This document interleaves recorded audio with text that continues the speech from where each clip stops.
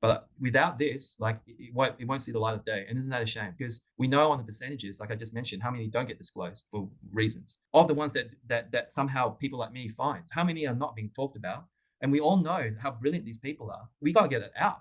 That's and for us here on this podcast, that's actually somewhat a responsibility, and I take responsibility too for that because we're trying to get the word out there, aren't we? We're trying to help people and educate people, and I think that if we do things like this, it's just like it'll be so fulfilling, in morally and in terms of how we think about these things. But I just want to make that point, and I think that being relevant, making investors relevant, going for drinks, going out till midnight, sitting around in sneakers and runners and t-shirts and just hanging out with people. That's where it happens. And I can't stress that enough. And you guys experienced that yourself. I'm at that Puzzle X thing. Yeah, for sure. And so, first of all, I just wanted to like for our listeners who have this potentially, maybe they're at the stage where they just have an idea, or maybe they're a little bit beyond that.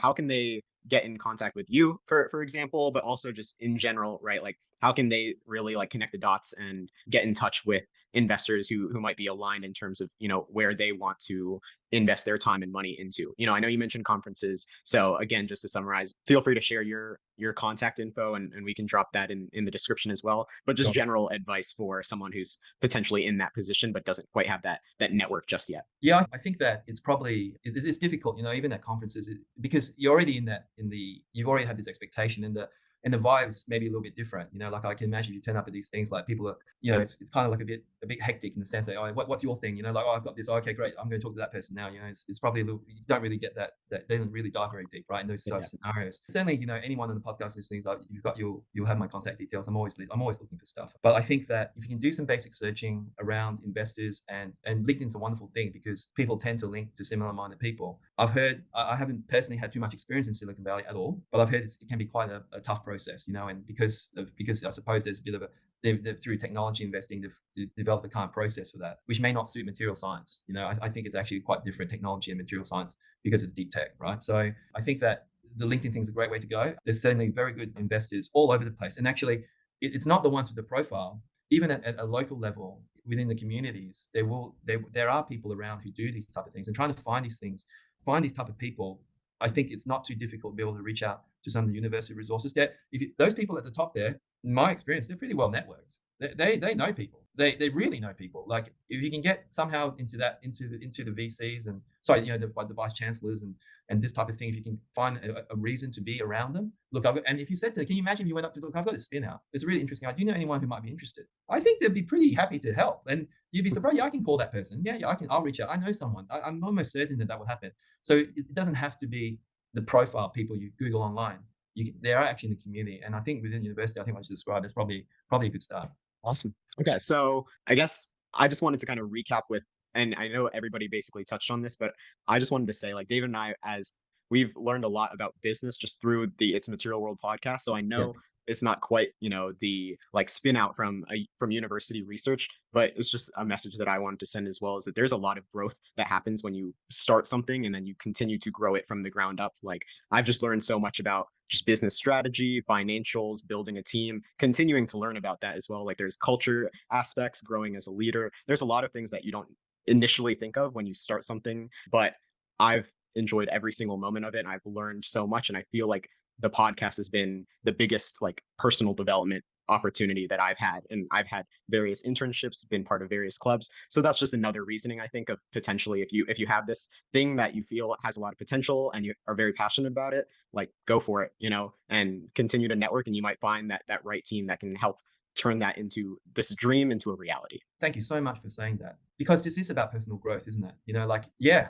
having spin outs kind of stressful sometimes, but it's actually a whole heap of fun. It's the things that you have to think about and to do.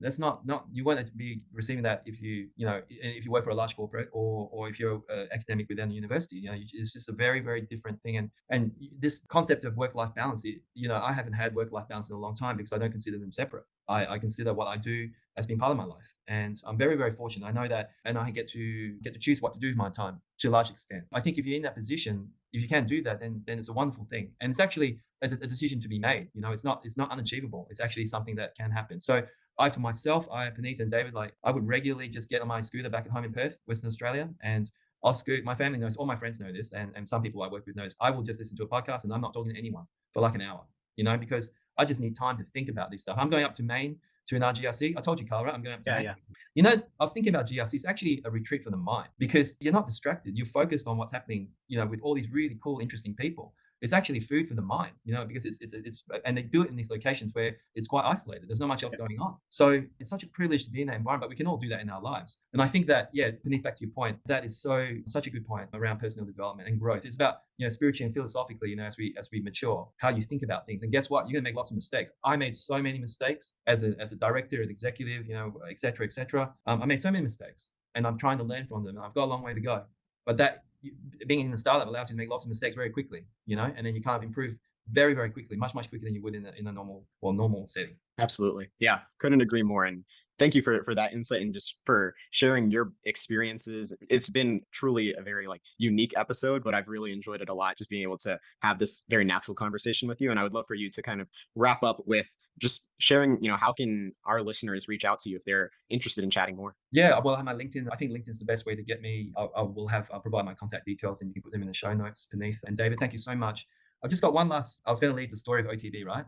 Yeah, And Yeah. go for it. yeah, OTB, what's it mean? I think it's on a website. I can't remember. It's called Out the Back. So it's Out the Back Ventures. We didn't want another capital. We didn't want nothing. So we're kind of like, we've always got this thing, myself and John Rock, my other co-director, we're quite rebellious in this way, aren't we? So we think about the reason why Out the Back. So in Australia, generally everyone's around the water, right? We grew up surfing. That's what we do.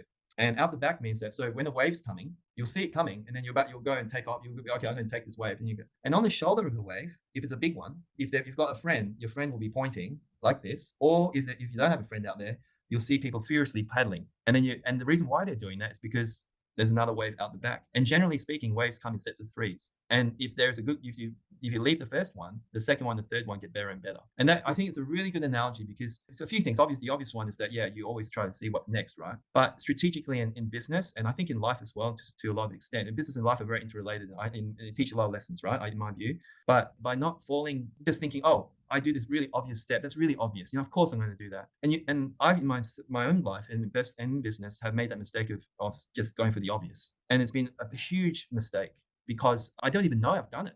I made this decision. I didn't realize it was so compounding down the track. And I think that's a really good lesson and a really good thing to keep in mind. That's why we named it this OTB and I think people would understand what I'm trying to say is that thing around out the back, the next one is actually what's happening. And what you need to do is while you're working on something, you need to read and you need to listen to people and get as much information as possible because they're the ones paddling over there, and you need to know that's happening. And that's the reason for OTB. So that's a bit, and I think it really, and when I tell the story, I was in Detroit talking to the guys at GM Ventures. They're like, wow, that's a great, yeah, I could see that resonate. People remember that. So that was just the final thing I want to leave you with. I love that analogy, and I'm excited to see what Out the Back Ventures continues to accomplish and seeing you potentially immerse yourselves into the